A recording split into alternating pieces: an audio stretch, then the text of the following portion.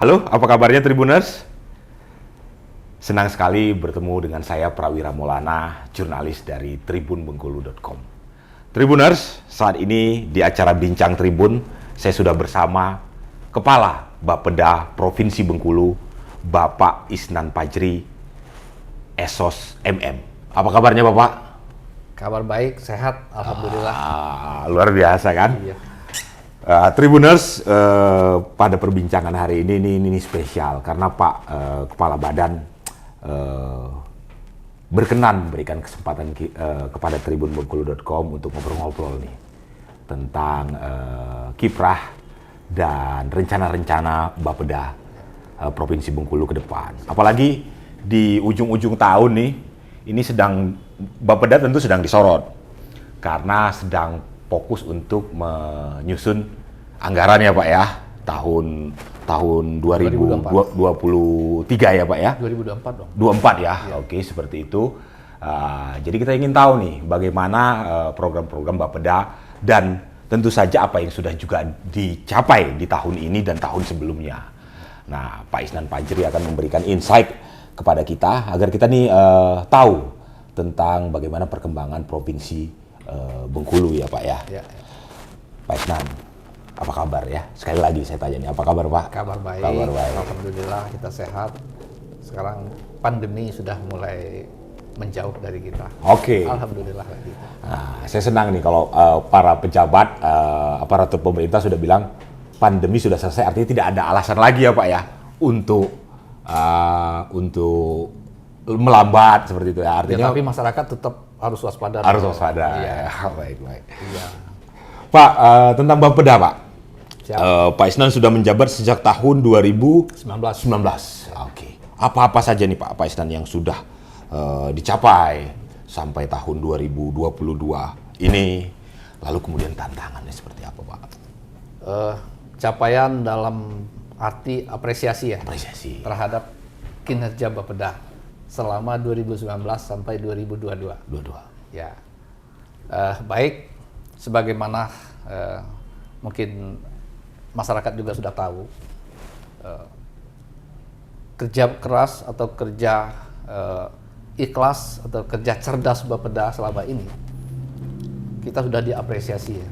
3 tahun berturut-turut ya. Kita sudah mendapatkan apresiasi atau penghargaan dari pemerintah pusat tentang penghargaan pembangunan daerah atau PPD. Oh, 3 tahun berturut-turut ya Pak ya? 3 besar 3 tahun berturut-turut. Berarti sejak zaman Bapak itu Pak? Iyalah. Tahun 2020, 2021, 2022. 2022. Iya. Oke. Ini luar biasa. Iya. Karena se-Indonesia ini baru hanya 2 provinsi Hat-trick tuh Pak sebutannya. yang hat-trick. Oke. Siapa Provinsi lagi Pak? Bengkulu dan Jawa Timur. Oh, oke. Berarti Provinsi Bengkulu sejajar dong dengan dengan Jawa Jawa Timur. Iya. Jawa Timur bukan dengan- berarti kita mengalahkan provinsi-provinsi hebat yang lain. Iya, tanpa kenyataannya- mengecilkan provinsi yang Iya, lain ya Pak ya? Tapi kenyataannya seperti itu. Kenapa? Dalam proses penilaian PPD ini sangat kompetitif, sangat ketat, dan sangat rigid ya. Tahapannya dimulai dari seleksi administrasi terhadap seluruh dokumen perencanaan yang ada. Itu secara nasional mereka yang seleksi, Seleksi. kemudian dilanjutkan dengan paparan. Itu terobosan ya Pak ya? Harus ada terobosan. Harus ada inovasi. Oke. Yang dinilai itu, poin terbesar itu, bobotnya itu inovasi yang Inovasi. dilakukan terhadap keberhasilan itu. Didukung oleh proses yang memang sesuai dengan alur dan jalur yang sudah ditetapkan. Artinya inovasinya bisa diterapkan seperti itu. Iya, dan terbukti. Makanya penilaian itu administratif, kemudian presentasi terhadap Presentasi. inovasi, Iya. kemudian dilakukan visitasi lapangan secara iya. diam-diam oleh tim yang sudah ditunjuk. Namanya tim penilai utama dan tim penilai independen. Independen. Oke. Tim ini itu berasal dari perguruan tinggi, kemudian kementerian-kementerian terkait, profesional di bidangnya, itu tim independen. Tim independen ya Ini Pak para ya? profesor-profesor ada yang di UI, Iya. ada yang di IPB, ada yang dari perguruan-perguruan tinggi yang terkenal yang lain. Kemudian tim penilai utama itu dari pejabat utama Bappenas. Oke. menilai seluruh provinsi. Jadi Bappenas ini kalau pejabat utamanya Deputi deputi ya Pak ya? Iya. Oke. dan asisten deputi Asisten deputi ya. itu Sestama, sekretaris utama. Itu yang telah melakukan menggagas acara ini atau penghargaan ini, dan mereka lakukan kolaborasi dengan tim independen, lakukan penilaian terhadap seluruh Bapeda se-Indonesia. Apa-apa saja Pak terobosan-terobosannya dari 2019? 2019 Ya, 19. Ini penghargaan untuk 2020 ya Pak ya? itu penghargaan 2020. Itu kita garap inovasi kita di bidang pariwisata. Pariwisata. Ya, kita buat event-event waktu itu yang skalanya sudah skala nasional. Bahkan ada 3 event yang masuk top 100 kalender Wonderful Indonesia saat itu ya? 3. 3. Dan waktu itu kunjungan wisata kita di bawah 500. 2016 itu sampai 2017-18 itu masih di bawah 500 kunjungan per tahun. Pada tahun 2019 sampai ke 2020, kunjungan kita 2,5 juta orang loh. Oke, jadi 5 kali lipat. Iya, dengan adanya event-event yang kita buat seperti itu. Karena beberapa event itu masuk ya, di kalender 3 kalender of event nasional ya. Antara lain Tabot, kemudian Festival Pesisir Pantai Panjang, Festival Bumi Rafflesia. 3 ini masuk udah top 100 kalender of event nasional. 2019 untuk penghargaan 2020. Lantas 2021. Dan mereka turun. Antara lain yang mereka kunjungi, kita didukung oleh SMK Vokasi ya. SMK Pariwisata. Vokasi, iya. Yang ada hotelnya juga di Pantai Panjang. Betul. Kemudian waktu itu dia kunjungi yang cikal bakal wisata kuliner kita Provinsi Bengkulu, iya, Pak. yang kopi luwak yang di Kepahyang, produk-produk kopi. Karena sekarang dan jangan itu pariwisata itu kan udah satu kesatuan dengan ngopi-ngopi di mana tempat. Jadi wisata kuliner, yang event-event dan wisata alam yang ada dengan kita. Itu ya mereka yang menentukan. Tim penilai itu dibingkisin oleh-oleh aja nggak mau. Iya, iya. Bayangkan. Ya udah itu ya, Pak, kita ya. bilang ya udah kita pasrah aja. Yang penting apa yang kita paparkan, apa inovasi yang kita ajukan, Baik. mereka yang menilai sendiri, mereka yang mengunjungi sendiri, ya silakan. Silakan. Pasrah aja.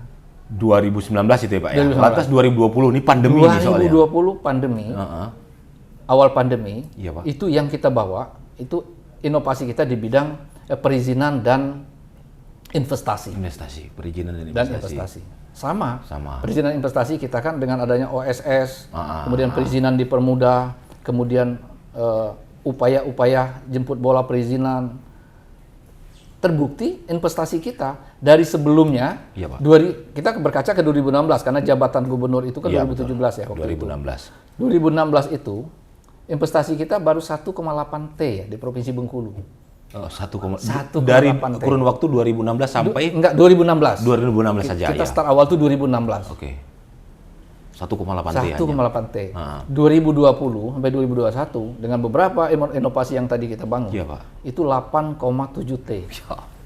6 kali lipat lagi. 6 5 kali lipat lagi ya. Ditambah lagi promosi-promosi yang gencar kita lakukan. Oke. Ini kenyataan. Iya. Dan mereka, loh kok kalau nilainya kan kecil kalau dibandingkan dengan provinsi-provinsi lain. Iya. Tapi progres percepatannya kenaikannya itu, ini, iya. percepatannya ini Luar biasa. apa sih? Ada apa dengan Bengkulu? Oke. Apa yang dilakukan Bengkulu? Apa Pak yang dilakukan Pak? Ya itu tadi. Kita dorong promosi gencar, kemudian permudah perizinan untuk investasi. Baik. Kapan perlu kita jemput bola dengan semua itu, dan kita lakukan. Waktu itu kan Mercure, PLTU, itu nggak ujuk-ujuk datang Iya, tiba-tiba. betul. Baik. Kalau nggak kita advokasi, nggak kita Iya. promosikan, Perizinannya tidak ya, dipermudah. belum ya, lagi seperti masalah apa di bidang perkebunan dan segala macam. Baik. Banyakan saat itu di bidang apa Pak? Perkebunan, Perkebunan dan industri dan perhotelan. perhotelan ya saat itu ya di 2020 tadi itu. Kurun 2027 sampai 2020. 2017 sampai 2020. 2017 sampai 2020. Oke, jadi Itu untuk 2021. oke. Nah, terus 2021 Ah, untuk yang lomba 2022 itu dengan pengentasan stunting, stunting ya pelayanan Pak, ya? kesehatan. Korelasinya bagaimana Pak? Apa bentuknya seperti itu Pak? Provinsi Bengkulu begitu dicanangkan pemerintah pusat untuk fokus menangani penanggulangan stunting, kita Provinsi Bengkulu secara kelembagaan kita bentuk tim penanggulangan stunting itu ada secara kelembagaan diketuai oleh wakil gubernur ya, dengan melibatkan semua stakeholder yang ada di provinsi. Kemudian kita lakukan rapat-rapat, kita bentuk berbagai inovasi di daerah. Kita dorong supaya kabupaten kota melakukan inovasi-inovasi untuk mempercepat penanggulangan stunting. Itu ada 12 inovasi yang dilakukan di luar yang namanya inovasi, di luar jalur yang memang sudah tersedia, ya Pak ya, di luar keseharian. Di luar keseharian yang dilakukan, namanya inovasi. Nah, kemarin yang kita angkat itu kebetulan yang lokusnya di Bengkulu Utara, ada salah satu puskesmas Bengkulu Utara yang melakukan inovasi pelayanan stunting itu di luar protap yang memang sudah ditetapkan oleh kementerian. Dan penurunannya sangat drastis loh.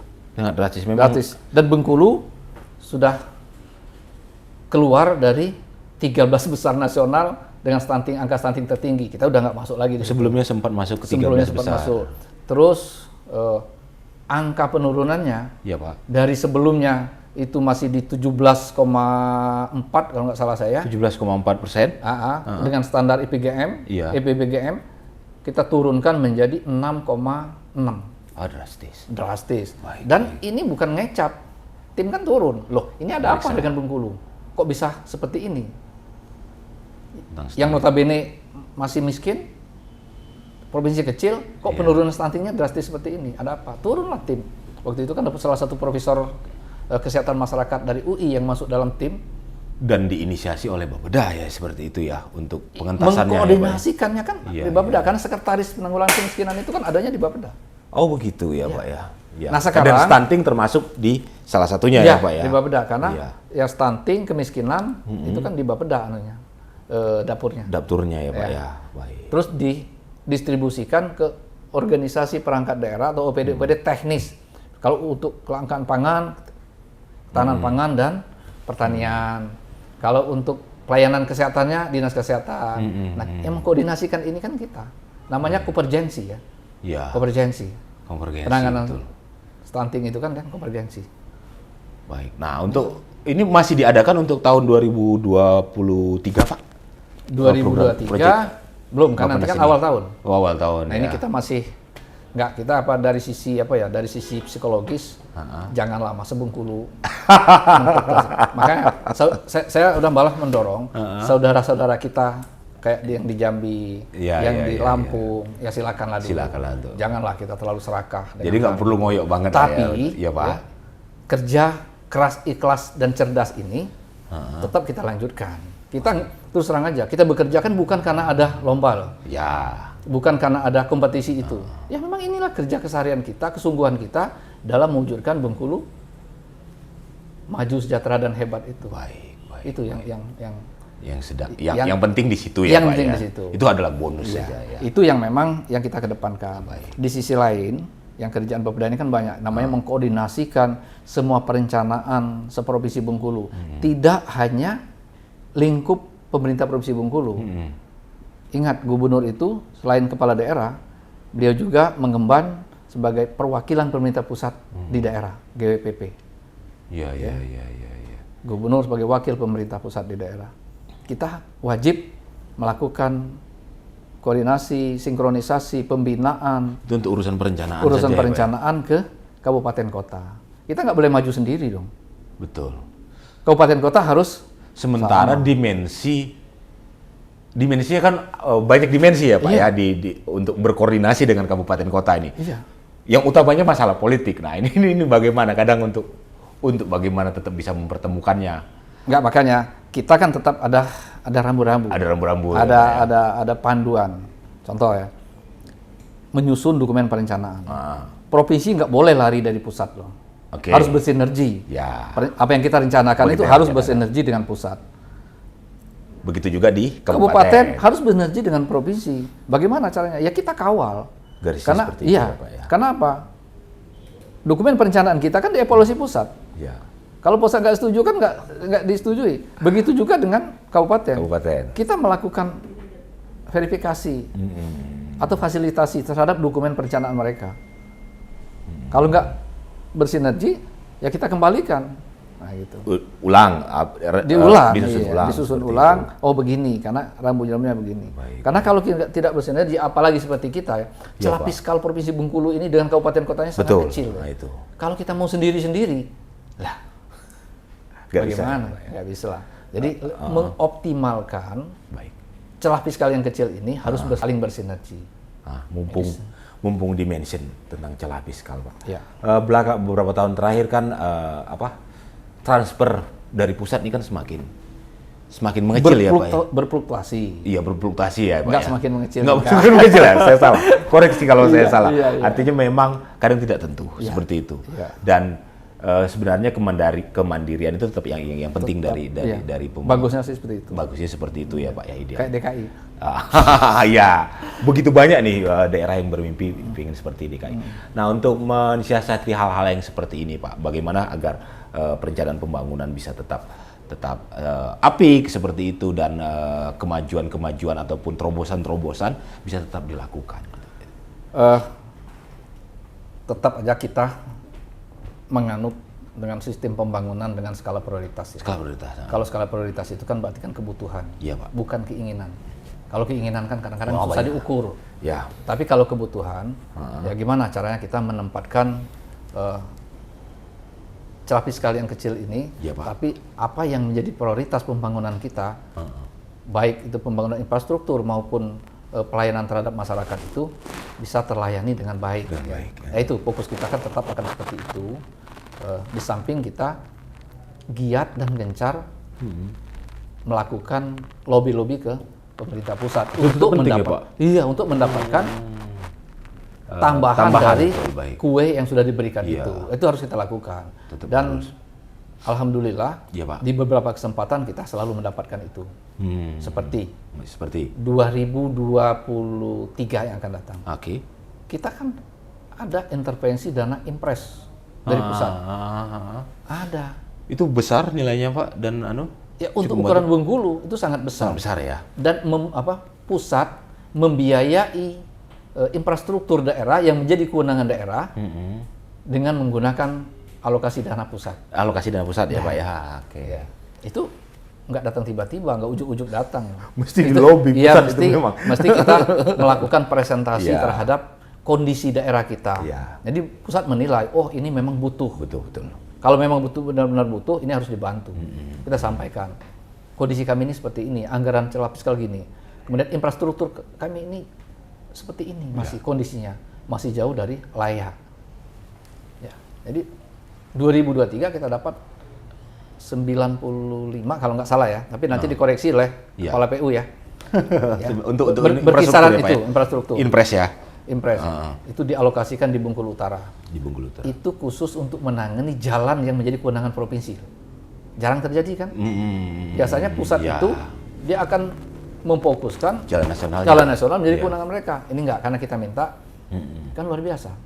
Karena jalan dari akses Bengkulu Utara ke mana itu, Pak? Ke Lebong atau ke Ada beberapa titik senilai 85 miliar.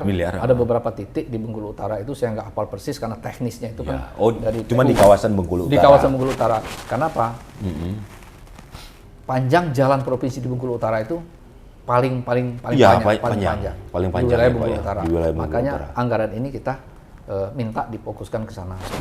Yang lain di luar anggaran itu bukan berarti kabupaten dan kota lain itu yang nggak dapat anggaran, enggak, dari sumber-sumber yang lain. Gitu. Itu antara lain yang lakukan terobosan. Iya. Jadi kita tidak terpaku dengan kue yang kita terima saja, enggak lah. Kalau itu kita mau buat apa? Terus kita lobby lagi kayak dana insentif daerah. Ini kan kita dapat nih. Dana insentif Iya, daerah. di perubahan ini juga kita dapat juga dana banper kemarin. Banper ya. Nah, dana banper untuk alat-alat kesehatan di rumah sakit. Jadi lobby Itu di luar yang anggaran-anggaran yang memang sudah pasti ada. itu ya. Iya, baik, Pak. Itu cara kita mensiasati dengan anggaran yang kecil. Oke, luar biasa. Pak, ini tadi di awal Bapak sempat mention ini sudah tidak pandemi lagi. Sekarang udah endemi ya, Pak ya. Ya. Sebutannya ya. Walaupun tadi tetap jadi catatan bahwa harus tetap taat protokol kesehatan. Apa nih, Pak, kira-kira yang akan dilakukan untuk apa? Untuk mengejar nih ketertinggalan kita lah secara ini maksudnya ketertinggalan secara global sejak pandemi kemarin sehingga bisa bangkit bersama. Iya.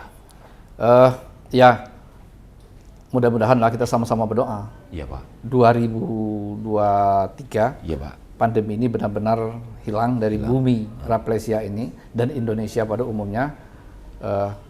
Kita masyarakat kembali ke kehidupan normal, Iya Pak. sehingga sumber-sumber anggaran kita tidak akan berfluktuasi seperti kemarin. Kalau seperti kemarin kan biasa, dari awal dianggarkan sekian, di tengah perjalanan ada kebijakan-kebijakan dalam penanggulangan COVID, sehingga yang lain terpotong, tertunda, dan tidak. Nah, kita berharap apa yang sudah kita rencanakan 2023 ini bisa terselesaikan dengan baik, bisa berjalan dengan baik. Kemudian masyarakat juga lebih bersinergi dalam sama-sama melakukan, menerima pembangunan yang akan kita lakukan di 2023. Saling dukung-mendukung, saling bersinergi antara pemerintah, masyarakat, stakeholder pembangunan yang terkait, termasuk media-media ya. Nanti supaya nanti ikut mengedukasi masyarakat, mententramkan masyarakat, sehingga pembangunan di Provinsi Bengkulu ini bisa berjalan dengan baik. Inilah salah satu jalan kita untuk mengakselerasi ketinggalan 2 tahun sebelumnya itu. Media jangan banyak ngompori gitu ya Pak ya? Ya silakan. Enggak lah, kita kan nggak membatasi, cuman bagaimana untuk bisa menyejukkan masyarakat. Kira-kira kayak gitu ya. Fungsi-fungsinya ya silakan dijalankan, nggak apa-apa. Tapi dengan cara-cara yang memang ujung-ujungnya itu kan menginisiasi orang, kan gitu kan. Untuk menumbuhkan semangat dalam bekerja. Tidak untuk satu sama lain saling serang, saling gontok-gontokan. Ini menghabiskan energi positif kita. Kalau kita pakai untuk memajukan Bengkulu, kenapa tidak? Gitu. Jadi seperti itu ya Pak ya. Iya. Untuk percepatannya ya. Percepatannya. Agar ini bisa bangkit lebih cepat lagi Provinsi Bengkulu. Event-event nasional ada Pak rencana ke depan yang akan segera digagas mungkin? Ada, ini sudah ada arahan dari Pak Gubernur kita ya. Iya Pak. Ada beberapa event nasional yang akan mungkin dilaksanakan ke depan. Kalau bisa di 2023, kalau enggak itu mungkin di 2024 akan dilaksanakan. Ini juga akan memacu perputaran ekonomi, akan memacu kreativitas UMKM dan segala macam. Ini terkait juga dengan hasil kunjungan beliau ke Malaysia kemarin, karena ini perlu saya ceritakan juga. Pemprov dalam hal ini kan Pak Gubernur kemarin sudah melaunching produk Bengkolen Kopi di Malaysia. Itu ada 5 gerai di beberapa negara bagian di Malaysia sudah kita launching dan sudah di situ akan tumbuh nanti sebagai jembatan untuk ya mungkin transfer ilmu, tenaga kerja, kemudian investasi. Jadi tidak hanya gerai itu sekedar menjual kopi. Gitu. Di sana itu akan ada tempat mungkin saling tukar informasi masalah investasi, masalah produk, masalah ketenaga kerjaan yang ada di Malaysia. Nah kemarin salah satu hasil kunjungannya, Pak Gub menyampaikan gagasan kepada pengusaha-pengusaha dan praktisi yang ada di Malaysia. Karena Bengkulu ini kan provinsi kecil tapi sangat bersejarah, ya, penuh makna. Dengan adanya peninggalan-peninggalan bersejarah, karena ada sejarah Benteng Marlborough itu kan kita pernah dijajah Inggris ya. Inggris itu memilih tempat atau lokasi untuk menempatkan daerah koloninya, itu pasti ada nilai lebihnya. Ada pertimbangan dan nilai lebihnya. Nah kemudian dari sisi sejarah kita kenal dengan Traktat London waktu itu, dan terjadilah pertukaran jajahan antara Inggris dengan Belanda. Yang Inggris pindah ke Singapura, Belanda pindah ke kita. Nah, 200 tahun memperingati Traktat London ini nanti, Pak Gub menginisiasi ada event internasional di Provinsi Bengkulu. Kita sudah disambut baik dengan pengusaha-pengusaha Malaysia ingin terlibat. Jadi 200 tahun ya Pak ya, tepat tahun 2023 2024. 24. Nanti maka kita gagas sekarang, kan ada nanti semacam melibatkan negara-negara terkait. Iya, Pak. Ada Inggris, ada Belanda, Singapura, Indonesia, mungkin Malaysia. Oke. Nanti eventnya akan ada di sini. Di sini. Apapun namanya, mungkin sudah digagas ini Tour of Bengkulen Tour of atau Bengkulen, ya. Tour of Rafflesia. Oke. Nah, ini sudah digagas. Mungkin nanti dalam bentuk apa sepeda. Oh iya, sepeda. iya. Sepeda bersama ya. Sepeda gitu bersama ya. nanti yang secara Oh, Green internasional. Kondo ya. Ya, Baik. Oh. jadi mereka melakukan tour. Nanti paketnya seperti apa? Nanti tim dari Malaysia akan datang ke sini mungkin akhir tahun ini akan merumuskan itu. Nanti kita support pemerintah provinsi seperti apa, support pemerintah nasional seperti apa, support dari luar juga seperti apa. Itu akan kita gagas karena sangat menarik ya. Iya. Apalagi Bengkulu ini kan sepanjang garis pantai, kemudian ke arah Curup itu kan ada pegunungan. Iya. Nah, dan Jadi mereka memang pas itu untuk mereka itu sangat tertantang dan sangat menarik untuk itu. Di samping itu nanti fakta bersejarah ini Iya. kembali dihidupkan. dihidupkan. Kalau saya tidak salah juga Menteri Malaysia sempat datang ya Pak ya tahun ini ya Pak Ya. ya. Menteri apa? Menteri Pertanian Perladangan. Iya perladangan. Ya. Sebutannya memang agak. Ya Melayu mereka. Nggak unik bagi kita kan. Baik, terima kasih Pak Isnan. Siap. Itu tadi Tribuners obrolan kita dengan Kepala Bapeda Provinsi Bengkulu Bapak Isnan Fajri Esos MM. Tribuners, semoga tadi yang dipaparkan Pak Isnan ini bisa menjadi insight bagi kita semua, juga menjadi semangat untuk dan juga tentunya aparatur Bapeda juga menjadi semangat agar program-program yang sudah direncanakan, yang sudah digagas ini bisa terlaksana. Paling tidak Bengkulu semakin maju, sejahtera dan hebat. Kata Pak Isnan. Itu visi loh. Visi ya Pak ya. Jadi jangan, kalaupun kemarin kan percepatannya ini sampai 5 kali lipat, nanti mungkin 3 kali lipat saja tidak apa-apa Pak Isnan ya. Amin. Baik, terima kasih Tribuners. Wassalamualaikum warahmatullahi wabarakatuh. Waalaikumsalam warahmatullahi wabarakatuh.